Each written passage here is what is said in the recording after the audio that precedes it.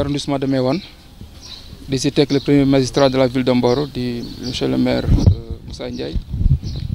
du nuyu directeur des examens et concours Pape Mokhtar Ndiaye, du nuyu ñi nga xam ni ñoo nekk ci école bi tey ji ñu amaat mbégte ñëwaat encore une fois ñëwaat Mboro mi fu duggee léegi ci école sama yaram dafa daw ndax man sama cycle primaire fii laa ko defee donc école bi tey mën naa ko dessiner sax même su ma fa ñëwul mën naa dessiner classe par classe et li ma fi gis yàlla def na xëy na gëj nañ fi mais bi ñu duggee di njëkk a yëg muy am yéene vraiment xool nañu mën a réhabiliter waat école bi ndax école dafa nekk symbole te yàlla def aussi tamit suñu cycle secondaire suñu cycle primaire yëpp fi lañ ko defee donc su ma nee ruq bële fële classe bële foofu CM2 monsieur Sow moo fa nekkoon donc man foofu laa jaar donc fële foofu moom monsieur Sow moo fa nekkoon CM2 bële CM2B CM2A donc xam naa école baax a baax donc loolu ñu ngi am lu ñu yëg loo xam ne incha allah bu yi weesoo dinañ xool luñ su mën a taxaw ñun ñu fi jaar ñëpp aussi ñu contacté leen fexe ba nu ñu réhabilité waat école bi donc ñu ngi ñëwaat encore une fois de plus ñëw andi sunu soutien ci li nga xam ne tey mooy décision président jël ubbiwaat école yi gannaaw bi mu ko tëjee si li nga xam ne moo doon pour jàmm xale yi sécurité xale yi mu tëjoon école bi donc mu décidé waat nañ ubbi école pour sauver école bi mu bañ a doon année blanche pour ñu war def examen donc président jël si ay décision ba pare boole ko ak ay mesures d'accompagnement yoo xam ne andi na ko donc si loolu ñun ñu jëloon initiative defar lu toll ci 16000 masques bi ñu defaree 16000 masques yi ñu noonu dañ koy séddale entre Tivaouane Mboro département bi yàlla def démb ma jokkoo ak le sous-préfet ma expliqué ko ni ko dat prévoir nañ yóbbu Mboro masque ak ay thermoflash peut-être sa quantité bi ñu prévoir mënoon na tollu woon ni mais ñu déglu ko mu wax ñu de Mboro problème bi am na fa problème boo xam ni surtout su école élémentaire yi loo mën def rek na nga leen jàppale bon si loolu laa décidé ak moom mu jox ma la situation ñu ànd si waa IEF bu Tivaouane aussi ñu ni nañ andi au moins pour chaque élève 3 masques chaque enseignant 3 masques si loolu lañ andi pour école élémentaire 3000 masques yoo xam ni parce que moom bu ñu calculé c'était 2000 et quelques mais dañ ko aroon def ko 3000. 1967. bon ñu boole ko ay thermoflash yoo xam ni tey ànd nañ si nombre 24 parce que moom lépp rek si kii am laa ko waxee 24 thermoflash moo nekk nii beneen bi aussi mooy lavoir yi nga xam te moom lañ andi ñu andi si 24 andi siwo yi nga xam ni tey moom la teg suuf pour mën a dékku ndox bi ñu andi si aussi 24. bon pour éviter di andi ay savon ñuy raxasu di jóg fii di raxasu si lañu jël ay liquide désinfectant yi nga xam ne boo remplir lavoir yi parce que am na ay yoo xam ne 70 litres la am yoo xam ne 50 litres la boo si remplir ndox mën nga si sotti produit bi nga xam ne xale yi bu ñu ñëwee dañuy ñëw raxasu rek fomp dem dugg seen classe donc si loolu lañu ñëwee andi 30 cartons yoo xam ne andi nañ ko carton bi nag mi ngi def 15 donc ñu jël 20 yi bàyyi ko si pour école élémentaire jël 10 yi ñu yóbbu ko si collège ak lycée yi nekk Mboro donc si loolu aussi bu ñu jógee fi aussi noonu la ñuy defee aussi si ñaari CM yi ak kii bu fi nekk ak lycée bi fi nekk ñoom aussi nañ leen yóbbul thermoflash yóbbu leen 2000 masques yóbbu leen aussi ay produits ak siwo yi fi nekk yëpp nañ leen ko yóbbul aussi donc li ñuy def aussi dama jàpp ni war na parent d'élève bu nekk ndax ku wax école da ngay wax ay élèves ku wax élève da ngay wax parent d'élève ndax suñu doom ñoo ñëw di jàngi si donc xale yi yàlla def na depuis bu ñu école te yëbale ñu ngi dëj si biir kër yi benn xale génnatu donc bi yàlla defee ne ñu ngi ubbiwaat école yi je pense que parent bu nekk war nga mën a taxawu sa doom ba buy dem ni muy génne si kër gi en sécurité buy ñibbi si mu dellu si waat si kër gi en sécurité donc bu état bi defee benn parent bi aussi na def beneen keneen def beneen xool loolu aussi c'est pour jëmale réew mi kanam comme ni wax toujours état bi mënul def lépp état li mu war a def na ko mais ñun aussi dañu war a accompagner état bi accompagner le président de la République ndax moom aussi tamit depuis bi feebar bi commencé ba léegi lépp lu mën mi ngi koy def si secteur bu mën doon donc tey jii léegi laay wax ak le ministre de l'éducation nationale Pape Ndiaye passe na ma ko léegi nii muy wax li nga xam ni tey moom la ni président jëlee affaire bi en charge mi ngi koy woo di xool fan ak fan parce que li ñu dégg écho ñu am si li syndicaliste yi wax que lépp lu état bi wax bu si benn manqué bu benn enseignant dugg classe donc loolu aussi je pense que suñu devoir la ñu ñëw andiwaat ñun suñu ay appui pour que xale yi mën a jàng si jàmm ak salaam donc lii daal moo waral ñu daje fi. man maa ngi tudd Moussa Ndiaye man maay maire Mboro maa ngi nuyu mbooloo mi yëpp jiital ci sunu kilifa monsieur le sous-préfet de Meouane di ci profiter pour sant ko ci jéego yu muy def pour arrondissement bi dara bañ fee manqué maa ngi nuyu mon frère le directeur des examens et concours fen Mboro la dëkk nga xëy ni vraiment ñu ngi ko damoo taxawaay bi muy taxaw ci ministère bi ndax liggéey bi muy def ci examen ak concours yi Sénégal yëpp gis nañ ko liggéey bu rafet macha allah maa ngi nuyu sama frère Ablaye Ndiaye ci taxawaayam bi dëgg di ko sant bu baax ndax lii duguleet defe naa bi ñu dajee fële ci juma maam Gora Kane soo ko nattee su ma tee ñetti ay bis xëy na ci lay toll te booba dafa ñëw ngir indi ndimbal ci wàllu dund yu mu apporté population Mboro kon lii olof daf ni lu yàgg dëgg la te ni ñu ko waxee daf koy def de façon désintéressée maa ngi nuyu également sama mbokk yi nga xam ne ñoom lañ bokkoon comité de lutte bi Covid-19 bi depuis 3 mois amul benn bis bu yàlla sàkk te nawuñ ci action commencé sensibilisation ba ci nettoyage écoles yi désinfecté fi mu ne amul benn école du école française du école arabe du école publique du école privée boo xam ne mairie bi désinfecté wu ko comité bi ñu ngi sama ginnaaw santaale ci service d'hygiène Croix-Rouge ak partenaires yi nga xam ne yëpp ñu ngi ñuy jàppale bi ñu agsi fii tey nag mu nekk beneen étape bu am solo beneen étape bi lan la école woon na tijji te am na ay un minimum bu ñu war a assurer pour mettre élèves yi ak jàngalekat yi ak personnel bi nekk dans de bonnes conditions de travail et de sécurité sanitaire loolu bi ñu ci jubloo depuis 2 semaines ñun réunir ñu fi ak tous les acteurs de l'éducation au niveau du lycée ba def suñ programme d'action bi ñu defee suñ programme d'action def suñ budget doon xaar nag ministère éducation nationale ñëw ni lii laa am moo tax am na laaj ñu fa laaj ci diggante bi dama leen ni ñun dey li wóor mooy Mboro bu su des duñu seetaan waaye nag doon na baax ngeen en tant que ministre responsable du programme ngeen ni lii lañ am parce que programme d'appui d'urgence pour indigents yi ci aide bi état yi ñëwee dañuy nangami ménage laa am laa leen mën a jàppale li ci des seet la du ngeen organiser biñ ne 1800 et quelques ménages la ñoo ko def évaluer ni kon kat ñun lii la ñu war a sant ma ne ko ñun démarche boobu lañ séntu woon mais quel que soit alpha Mboro n'a jamais été en reste ndax d'abord avant may ñëw ci appui Ablaye pour wala leen dafa ñëw pour ñu compléter te bi mu ko indee baax na présentement au moment où je vous parle depuis 3 jours tous les tailleurs de la commune de Mboro ñu ngi confectionné ay masques parce que bi ñu évalué mu ne 7000 et quelques masques nañ commencé ci 3600 masques yoo xam ni dañ koy joxe ñu déparé ko kon su Ablaye indee lii des milliers de masques moom it dafay ñëw lu renforcer loolu mu ni ne kon léegi loolu duñ dem di ko jënd ay masques am nañ ay tailleurs Mboro doomu Mboro yoo xam ni ñoom ñoo jëkk a intervenir ci lutte bi ndax dañoo ñëw gratuitement indil ñu ni kon suñuy joxe marché nañ leen séddale ñu séddale les 3600 masques fi mu ne ku ci dem ku ci mën a Paate Samb Modou Ndiaye Sidi Bathily responsable yooyu yëpp soo demee tas nañu liggéey bi ñu ci marché bi kon loolu également loolu lañ tàmbale beneen bi ci des li nga xam ne mooy gel yi jënd nañu sa stocké eau de javel madar savon ak tout ce qui est produit nous avons 140 cartons mi ngi stocké à la mairie pour ñu war ko livrer ngoon ñu war ko dugal foofu thermoflash yi moom bariwul parce que liñ ci am matul 10 kon su mon frère Ablaye ñëwee complété vraiment duñ def lu sant ko te comme ni ma ko waxee léegi rek loolu jëkku ci ndax ñun en tant que collectivité mais commune territoriale xam nañ suñu responsabilité natt nañ ko bu baax pesé nañ ko ba en conséquence teel nañ jël suñu responsabilité li ci nekk nag mooy ñun su mbir suñ ko bokkee ay nit suñu jàppee fii dañ naan yow nit jiñ bi yaa ci war a jàpp yaa ci dañ ko attirer seen attention mais suñu demoon ba kenn jàppul ci benn jiñ it ñun dinañ taxaw boole suñu doole yëpp yenu ko ndax ñun ñooy ndeyu askan wi kon Ablaye macha allah yàlla baax na bi nga xam ne xam nga ko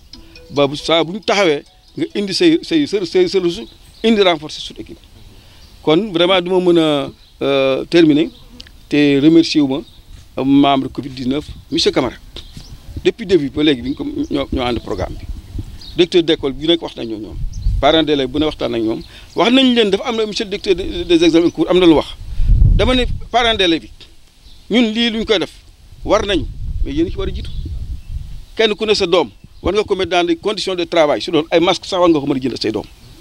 ñun na xaar ñu loolu dañ koy def mais terewul ñu xamal leen ni suñu de Ablaye indee lii maire yi indi lii jàpp leen parents d'élèves bi ak seen comité de gestion ni si di yéen a ko yor suivi bi nag yéen la nit ki moo oto mën nga ko taal ba mu tàkk pousse ko ba mu tàkk waaye nag topp ci nag saa bu paane nga pousse ko nag kooku moom day ëpp kon parents d'élèves bi monsieur Kamou nga waxtaan ci ak responsable parents d'élèves bi ne li waroon maire ak Ablaye ak yeneen partenaires sociaux yi au développement def nañ li nga war a def bu ngeen démarrer li ngeen di fonctionner nag ni ngeen organiser boobu mën a continuer encore une fois vraiment ñu ngi remercier sant ñëpp di gërëm ñëpp Ablaye vraiment ñu ngi lay remercier di la féliciter ñaan yàlla taxawu la sàmm la barkeel sa yëngu vraiment. asalaamaaleykum wa rahmatullah mbooloo mi mbokki Mboro maa ngi leen di nuyu di leen sant yàlla bu baax alhamdulilah rabbil alamin ndax toll woon naa guddi yoo xam ne wax dëgg pour ma nelaw daan na ma jafe da ngeen may balaa maa commencé sama waxtaan wala gërëm ma wax ñi fi teew wala ñi ñuy seetaan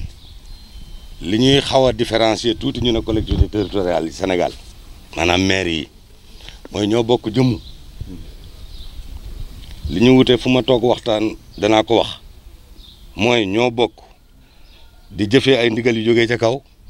waaye di taataan bëgg-bëgg askan wi di yéegal ci sunuy kilifa loolu ñoo ko bokk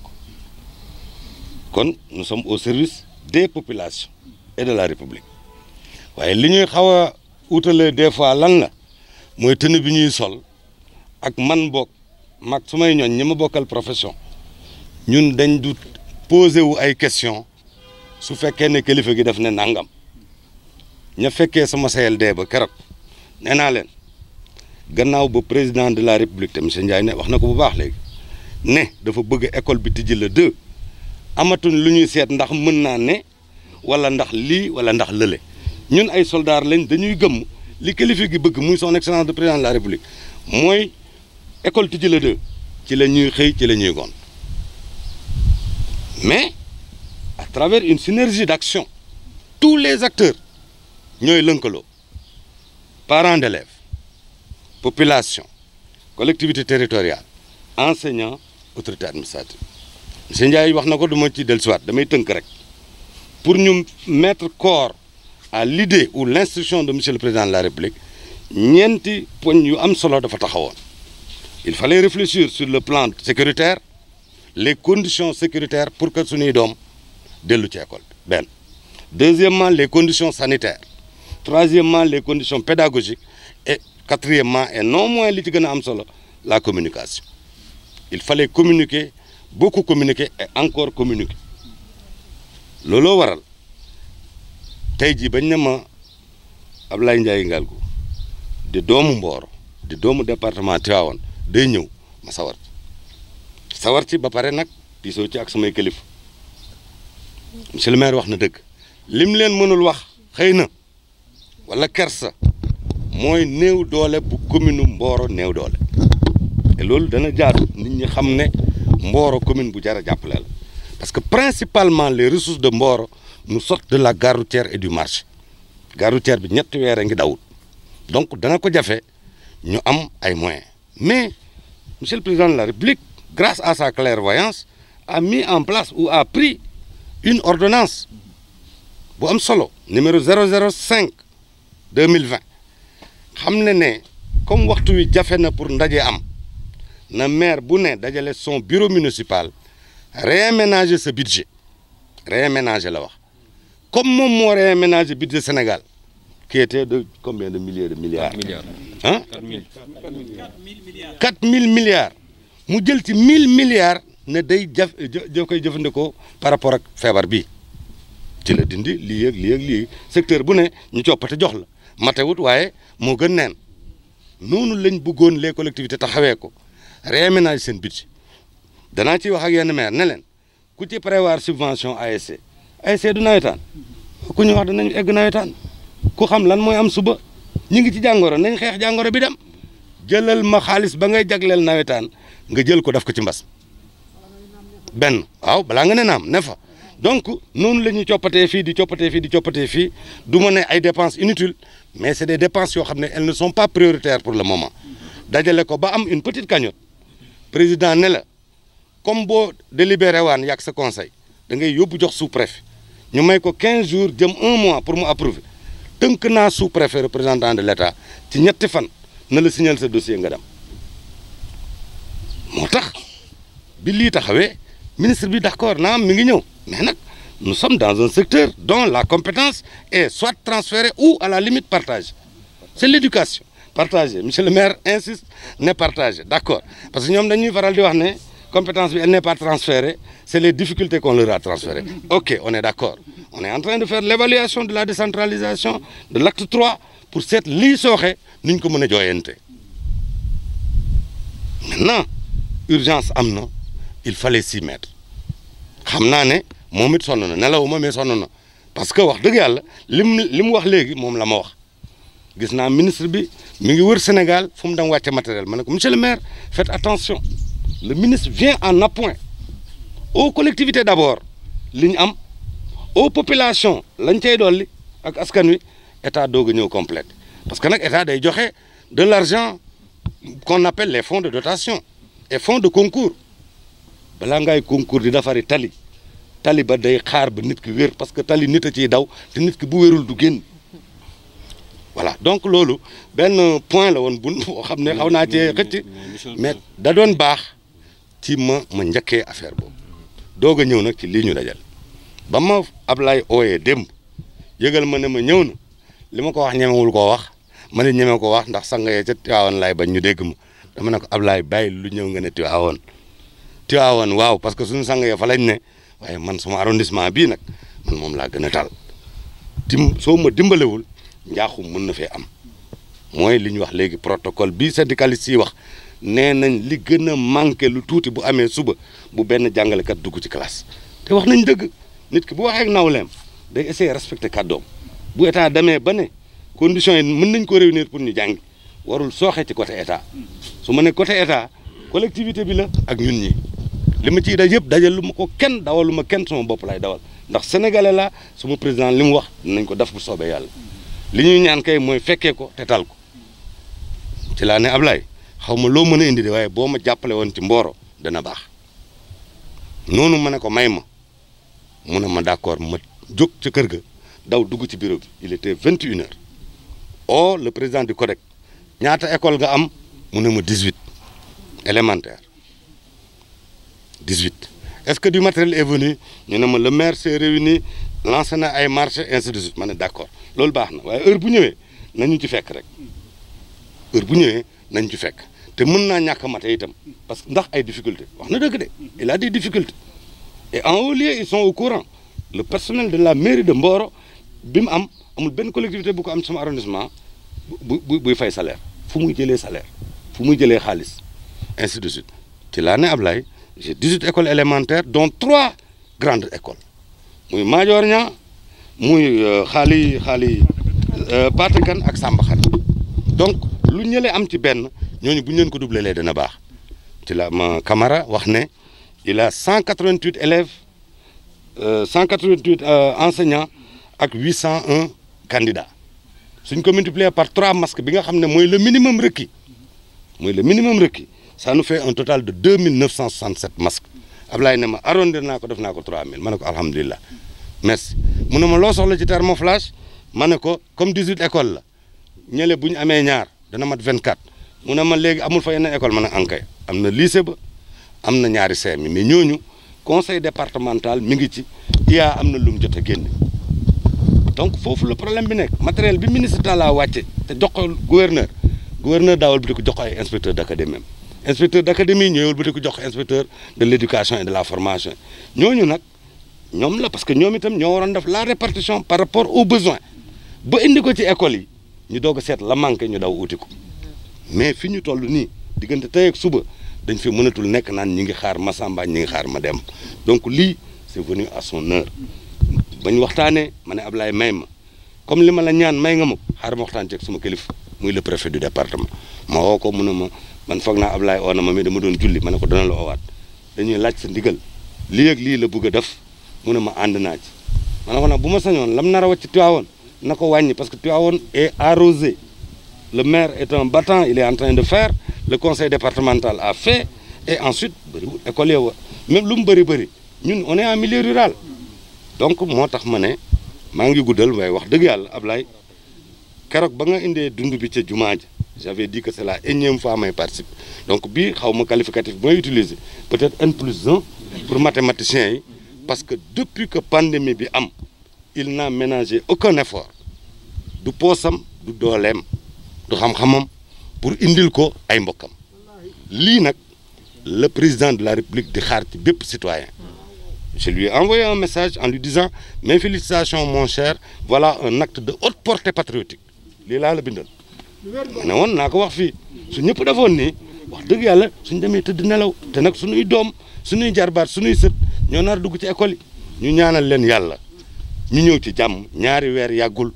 c'est 8 semaines boo ci dindee 8 dimanche 8 moitié de samedi la ca des bëriwul buñ démarré machine bi huilé yàlla mën nañu ci dugg ci bismillahi rahmaani rahim ñu yegg ci alhamdulillahi rabbi alamin xale yi def seen examen mu jeex ñu jublu ci leneen te balaa booba yàlla na yàlla génne jàngoro ji fii